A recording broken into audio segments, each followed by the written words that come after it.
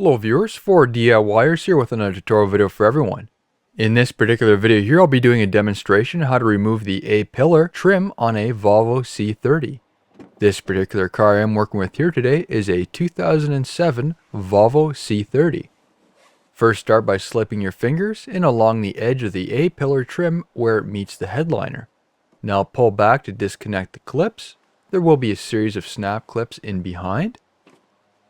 You still can't fully remove the piece, as there is a plastic retainer which I believe is intended to keep the trim in place when the side curtain airbag is deployed. To disconnect this clip, sometimes you can pull it off the metal pillar, or you can push it off a slot on the rear of the trim. You'll need to use pliers and a standard screwdriver, one to squish the clip, and the standard screwdriver to help push it forward.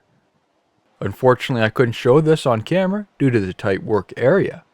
After that has been disconnected, lift the trim straight out from the dashboard.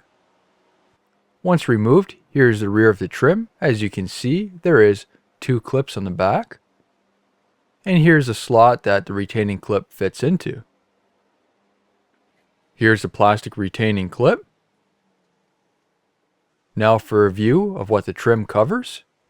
As you can see, the front sunroof drains run behind the A-pillar trim, and removing this trim is the best way to access them if they are plugged or leaking. The drain exits right below the base of the windshield. For installation, it's in reverse of removal. You must ensure the rubber gasket sits over the trim.